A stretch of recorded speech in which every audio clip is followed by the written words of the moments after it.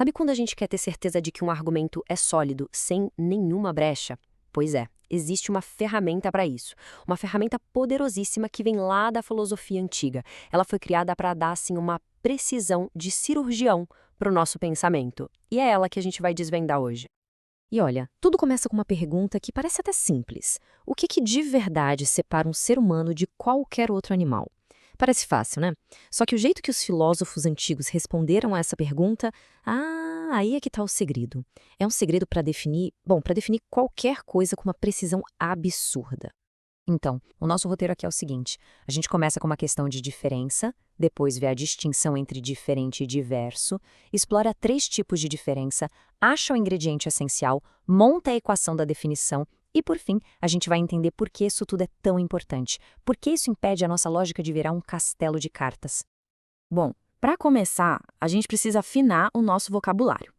Sabe como é? No dia a dia, a gente usa diferente e diverso como se fossem a mesma coisa. Mas, para um filósofo, essa confusão, não dá. A precisão é tudo. E aqui está a primeira grande sacada. Olha só, um cachorro e um gato, eles são diferentes, claro, mas eles têm algo em comum, né? Os dois são animais. Agora pega 2 conceitos como qualidade e substância. Eles são diversos, não tem nada em comum entre eles. Um fala sobre como uma coisa é, o outro fala sobre o que a coisa é. Sacar essa distinção é o primeiro passo para começar a pensar com mais clareza.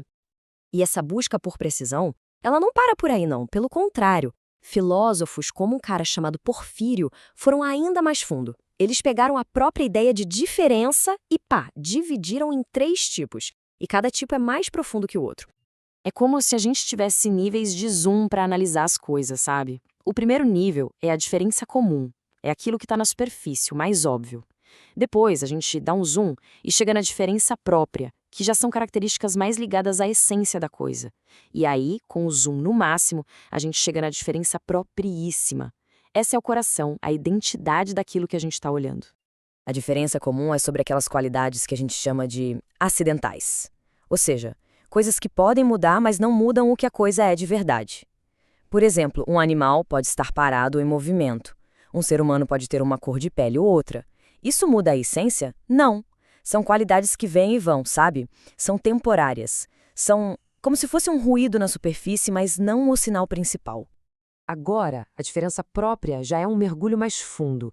Pensa na capacidade que o ser humano tem para a linguagem, ou o fato de sermos um animal social. Isso não é um acidente, né? É uma propriedade que não dá para separar da nossa essência. Ela flui direto do que a gente é. É tipo o calor que sai do fogo. Não é o fogo em si, mas não existe fogo sem calor. E aí, a gente chega no ouro, no núcleo da questão. A diferença propriíssima. Esse é o ingrediente secreto. É aquela qualidade, a única qualidade, que pega um grupo genérico, tipo animal, e, ploft, esculpe algo totalmente novo e específico a partir dele. É a chave mestra que define a identidade de uma espécie. E claro, os filósofos escolásticos que adoravam um termo técnico tinham um nome especial para essa qualidade essencial. E entender esse nome é o que destrava o segredo para construir definições que são simplesmente à prova de balas. O termo é inqualiquid. Parece um bicho de 7 cabeças, eu sei. Mas calma, vamos quebrar isso. Inquali quer dizer basicamente na qualidade de. A mágica toda está no quid. Esse quid especifica que não estamos falando de uma qualidade qualquer, mas sim daquela qualidade essencial. Aquela que responde à pergunta fundamental: o que é isso? E essa comparação aqui deixa tudo cristalino. Falar que um animal é branco é apontar uma qualidade acidental, um inquali. A cor pode mudar. Agora, dizer que um animal é racional, isso é apontar para sua qualidade essencial, o inqualiquid. É aquilo que define o bicho no seu nível mais fundamental. Beleza. Agora que a gente já tem todas as peças do quebra-cabeça, vamos juntar tudo. A gente vai ver como esses conceitos se encaixam numa fórmula.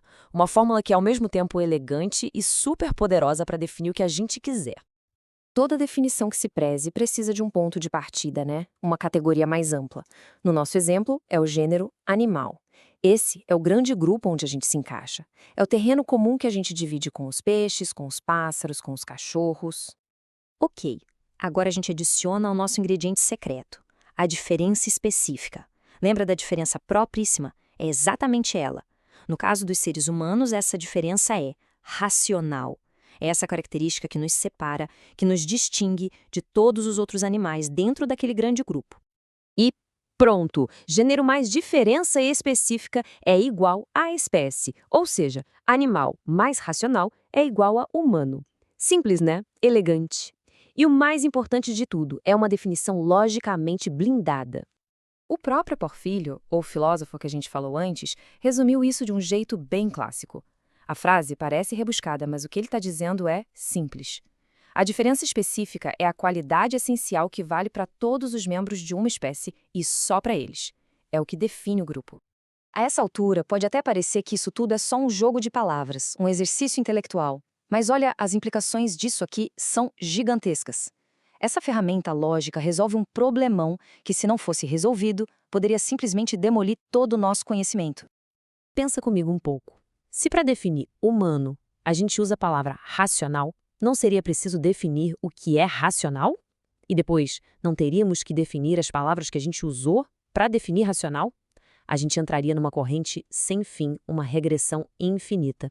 Imagina só, se cada pecinha da nossa definição precisasse ser quebrada em mais pecinhas e assim por diante, a gente nunca ia chegar num fundamento, numa base.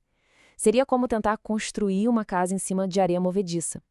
Impossível, não teria um ponto de partida sólido. Mas é aí que entra a grande solução. A diferença específica, no nosso caso, racional, funciona como uma âncora. Ela é o elo final da corrente. Ela não precisa ser definida do mesmo jeito que as outras partes. É um conceito fundamental, o ponto final que trava essa regressão infinita e ancora a nossa definição em terra firme. Porque, sem esse ponto de parada, o que a gente saberia com certeza? A resposta é nada, absolutamente nada. Uma corrente infinita de definições significa que, no fim das contas, nenhuma definição estaria de fato completa. O conhecimento seria impossível. E é por isso que isso tudo é tão importante. Isso aqui não é só um exercício de arrumar palavras. É a estrutura, o esqueleto que torna o próprio conhecimento possível. Sem essa âncora lógica, a gente não poderia saber nada com certeza. É o que nos dá a base, a confiança para poder afirmar: isto é o que tal coisa é. E isso tudo deixa a gente com uma pergunta para pensar, né? Se a gente consegue definir com essa precisão o que uma coisa é, imagina aplicar essa mesma lógica rigorosa em outras ideias complexas. Sei lá, ideias como justiça, liberdade, felicidade. E se a gente pudesse entendê-las melhor usando essa ferramenta? O potencial disso é simplesmente imenso.